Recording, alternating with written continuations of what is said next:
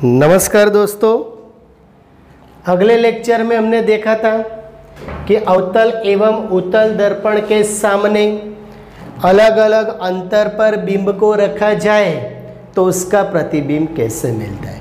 उसमें खास याद रखना है कि पहली किरण मुख्य अक्ष के प्रति समांतर परावर्तित होकर F से निकलती है और दूसरी किरण ज़्यादातर वक्रता केंद्र C में से गुजारनी है। दोनों जहाँ इकट्ठे हुए वहाँ प्रतिबिंब मिल जाएगा, बस और कुछ नहीं है। ठीक है, अब आगे चलते हैं। अवतल दर्पण का प्रतिबिंब, उत्तल दर्पण का प्रतिबिंब हमने हासिल तो कर लिया, लेकिन उसका उपयोग कहाँ पर होता है, इस्तेमाल कहाँ पर होता है। तो अवतल दर्पण का उपयोग सामान्यतः जो टॉर्च आती है ना, जो हम रात को लाइट करने के लिए इस्तेमाल करते हैं, वो सर्च लाइट, वाहन के अग्रदीप यानी हमारे वाहन की जो हेडलाइट होती है, टू व्हीलर फोर व्हीलर सब में, उसके अंदर प्रकाश का शक्तिशाली समांतर किरण पुंज प्राप्त करने के लिए किया जाता है।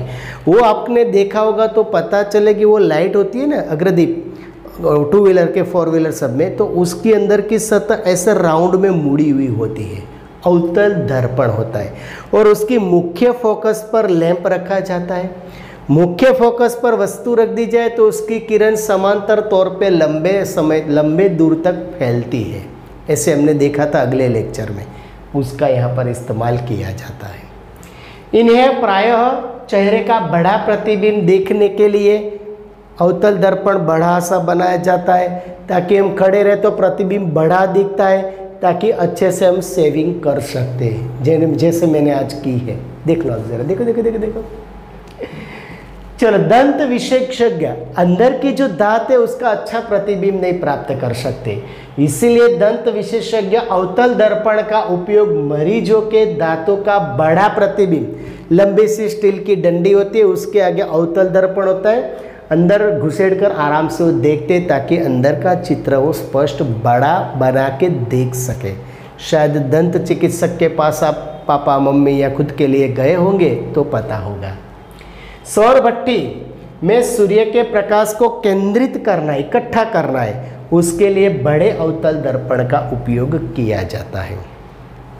अब उत्तल दर्पण की बात करें तो उत्तल दर्पण का उपयोग सामान्यतः वाहन के पश्य यानी पीछे वाले दृश्य दर्पण के रूप में किया जाता है। ये दर्पण वाहन के पार्श्व में लगे होते हैं तथा इनमें ड्राइवर अपने पीछे के वाहन के जो प्रतिबिंब सतह है वो देख सकते, ताकि वह सुरक्षित रूप से अपना वाहन चला सके। आप देख सकते हो कि टू व्हीलर और फोर व्हीलर में जो साइड ग्लास बोला जाता है उसकी यहाँ बात हो रही है। उत्तल दर्पण सीधा और छोटा प्रतिबिंब बना देता है। इसका दृष्टि क्षेत्र भी बहुत अधिक होता है। क्यों? क्योंकि ये बाहर की ओर वक्रित होता है, उत्तल होता है। अतः समतल दर्पण की तुलना में उत्तल दर्पण ड्राइवर को अपने पीछे के बहुत बड़े क्षेत्र को, यानी कि पीछे वाला बहुत बड़ा क्षेत्र छोटे से हिस्से में देख सकते हैं। इसलिए आप टू व्हीलर चलाते हो तो उसमें साइड ग्लास होगा, अगर फोर व्हीलर चलाते हो तो उसमें भी साइड ग्लास होगा। वो साइड से पीछे की दृश्य प्रतिबिंब देखते रहते हैं, ताकि सलामती से अपने वाहन को चला सके। ठीक है, अब गोलीय दर्पण के द्वारा परावर्तन के लिए चिन्ह परिपाटी, जिसका चित्र यहाँ पर बताया है। आप देख सकते हो कि यहाँ पर ये एक्स अक्ष है, ये लंबी लाइन है, उसको वाई अक्ष बोला जाता है। दोनों जहाँ पर मिलते हैं वहाँ उद्गम बिंदु बोला जाता है। यहाँ पर उद्गम बिंदु पे हमने दर्पण का ध्रुव रख दिया है। ठीक है, ओके। अब उसके आगे चलते हैं। गोलीय दर्पण द्वारा परावर्तन के लिए एक निश्चित परिपाटी का पालन किया जाता है, जिसे नई कार्तीय चिन्ह परिपाटी कहा जाता है। रेने द कार्ते नामक वैज्ञानिक ने इसकी खोज की थी, इसकी वजह से उसे कार्तीय चिन्ह परिपाटी कहा जाता है। इस परिपाटी में दर्पण के ध्रुव को मूल बिंदु माना जाता है। मुख्य यानी मूल बिंदु ध्रुव होता है, वहीं से सब डिस्टेंस को हमें नापना है। ठीक है, दर्पण के मुख्य अक्ष को निर्देशांक पद्धति का एक्स अक्ष यानी मुख्य लाइन हमें एक्स एक्स डैश, ये एक्स अक्ष लेनी है और मुख्य बिंदु हमें ध्रुव बिंदु P लेना है। यानी सभी चीज़ दर्पण के मुख्य अक्ष पर ढूंढनी है और शुरुआत हमें ध्रुव से करनी है।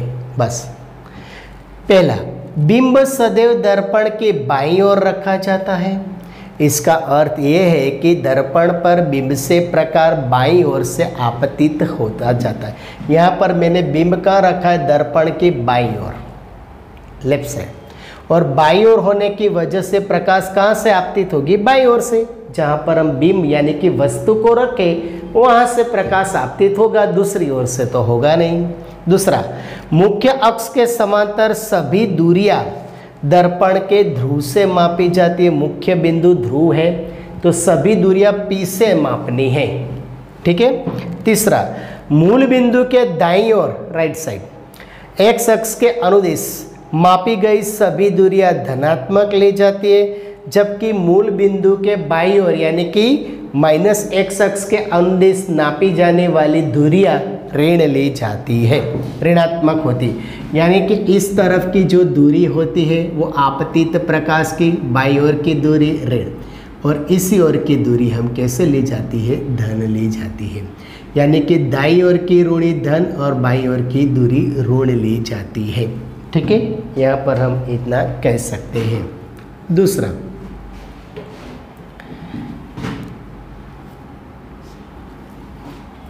इससे अब एक स्टेप थोड़ा आगे चलते हैं।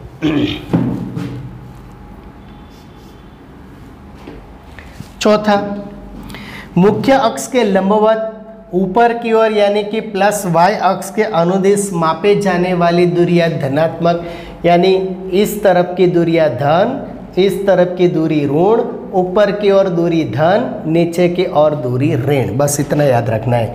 मुख्य अक्ष के लंबवत तथा नीचे की ओर माइनस वाई अक्ष के अनुदिश मापे जाने वाली दूरियां ऋणात्मक मानी जाती है। ठीक है। इस तरफ धन, दाईं ओर धन, बाईं ओर ऋण, ऊपर की ओर धन, नीचे की ओर ऋण लेना है। ठीक है, ओके। दर्पण का सूत्र किसे कहते हैं? तो गोलीय दर्पण के ध्रुव से बिंब तक की जो दूरी होती है उसे बिंब दूरी U कहलाती है। ठीक उसी तरह दर्पण के ध्रुव से प्रतिबिंब तक की जो दूरी होती है उसे प्रतिबिंब दूरी V कहा जाता है, और ध्रुव से मुख्य फोकस तक की जो दूरी होती है वो फोकस दूरी स्मॉल f कहलाती है। तो दर्पण की बिंब दूरी U, प्रतिबिंब दूरी V और फोकस दूरी f के बीच के संबंध बताने वाले सूत्र को, समीकरण को दर्पण का सूत्र कहते हैं। दर्पण का सूत्र तो 1/V प्लस 1/U बराबर 1/f। प्रतिबिंब दूरी, बिंब दूरी और फोकस दूरी। ठीक है, इसे दर्पण का सूत्र कहा जाता है। दर्पण के सूत्र के आधार पर एग्जाम्पल हम आसानी से गिन सकते हैं, जो अभी आगे आएंगे तब हम उसको गिनेंगे। ठीक है, फिलहाल आपको इतना स्क्रीनशॉट लेना है, अच्छे से लिखना है और तैयार करना है। ठीक है, मैं शायद स्क्रीनशॉट के बीच में आ रहा हूँ तो थोड़ा साइड में हट जाता हूँ। ठीक है,